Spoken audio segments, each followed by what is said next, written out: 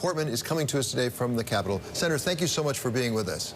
Good morning, David. Thanks for having me on again. So we're going to start, obviously, with this announcement that's just come out of the White House about how they're going to approach this question of investment from China, and particularly with technology. And the president said he's not going to specifically target China. He's not going to go over under that IEPA, that Emergency Powers Act. He's going to expand CFIUS, provided you give him the powers to do so. Did he make the right decision? I think so. I think the changes in CFIUS are needed just to update it, particularly as to new technologies and new kinds of investments that might have national security implications. So I think what he's referring to is legislation that we're working on in the Senate. It's typically called FIRMA, but it has to do with CFIUS reform as compared to going down another road. I think it's 301 that he was considering with regard to investments from China. So look, I think on all these issues, David, we want to have a level playing field. We want to have reciprocity as between the United States and China. There's a big gap there on reciprocity as to how investments are treated, as you know. In other words, U.S. firms are not able to make the same kinds of investments in China. Often they have to have a Chinese partner, often 51%.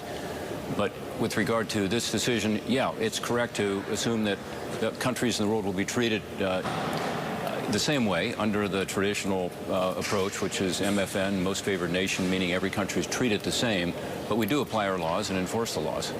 In his statement, the president actually specifically referred to Section 301, and he said that if we don't get the expanded CFIUS, then he might well come back and do it a different way. How likely is it, and when it might occur, that you would enact the revised CFIUS? In the Senate, I think the prospects are very good to enact the updated CFIUS, and I say that because it's bipartisan. I think both sides of the aisle agree we have to modernize and update it. In the House, you know, there's been less of a consensus around it up to this point, but I think if you get a strong vote in the Senate, it's very likely you get a vote in the House also. And what about this issue about the extent to which Congress, Senate, and the House of Representatives for that matter, but the Senate specifically where you reside, should have a say in trade relations? In putting this under CFIUS, I want to remind our audience that is Committee for Foreign Investment in the United States, which is administered really by the Treasury Department. How concerned are you that it really puts it entirely within the discretion of the the executive branch? Well, we'll see what comes out. The CFIUS is a screen on investments. In other words, if a company wants to invest in a national security asset in the United States, that the CFIUS group, which is represented by an interagency group, would be able to block that investment. It happens rarely, but it happens with regard to things like investments in very sensitive telecommunications or defense industries, that sort of thing. I think it's very likely that there will be something in there that pulls it back to Congress at some point, or narrows the executive prerogative in CFIUS a little bit. But for the most part, these are decisions that have to be made quickly. They're decisions that have to be made on an interagency basis. I think that will continue. The president is focused obviously on technology with regard to China quite specifically, but it certainly is not just investment in the United States. There's also the intellectual property proceeding, the 301, the Section 301 proceeding that has to do with U.S. companies having to share their intellectual property, perhaps theft as it's been called, by China, and that's a bigger issue. Are you satisfied that we're taking the right approach to that? Because as I understand it, we have a lot of allies like in Europe, for example, who would be on our side, but we may have alienated with some of these tariffs we put on steel and aluminum. Well, yeah, that's another issue. I think with regard to intellectual property in China, I think there is a global consensus that something needs to be done. And as you know, administration after administration since the PNTR, since China came into the World Trade Organization, has tried to get China to live by the rules, really, that a mature trading partner should, which China is. So I think, yeah, I think there's a lot of sympathy for what we're doing, and I hope there'll be some help from the EU and from Japan and from other countries who are concerned about China, as you say, theft of IP. That could be movies, it could be music, but also taking manufacturing processes and so on, sort of leapfrogging technology.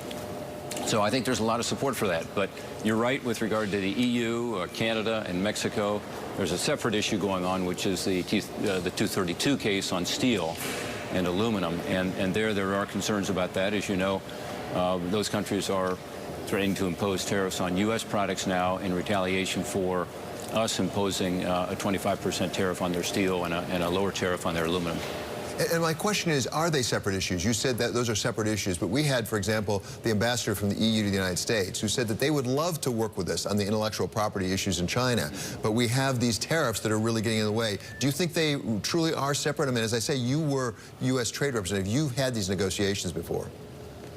Well, you know, they'll do what's in their best interest, and I think it's in their best interest to deal with intellectual property concerns, challenges with China, so I assume they'll want to do that.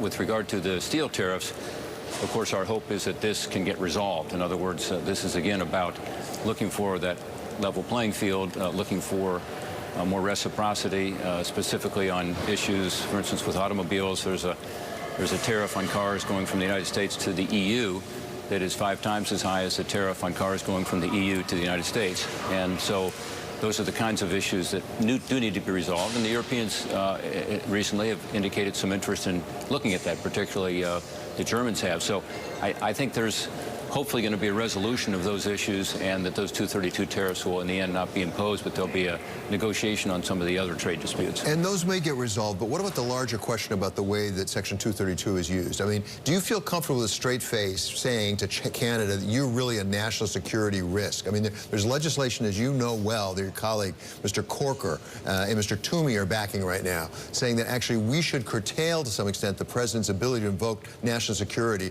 with respect to allies like Canada and Europe.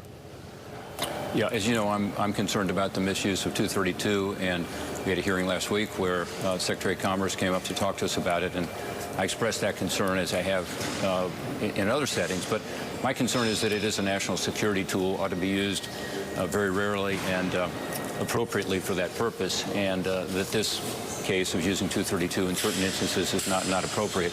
I do think with regard to steel, it is a national security concern, but you need to target it as to product and as to country. And if it's not surgical and very targeted, then it is a misuse of the 232 tool, which, by the way, will lead to one of two things. Either we'll use 232 inappropriately, then there'll be a case against us in the World Trade Organization. We may lose that and then lose the ability to use 232. There is Article 21 of the World Trade Organization and the GATT before it that allows you to use it, but only on these narrow national security areas. So that could happen. The second thing that could happen is other countries will say, great, we'll do the same thing and just raise tariffs on U.S. products, not for national security concerns, but just because you can do it without having to prove, as you would in other trade cases, that there is dumping or selling it below your cost, or that there is subsidization, which is when we put countervailing duty tariffs on, or that there is a surge, or that there is material injury. These are all things that have to be proven otherwise. So I'm concerned about the use of it. We shouldn't be using it too broadly.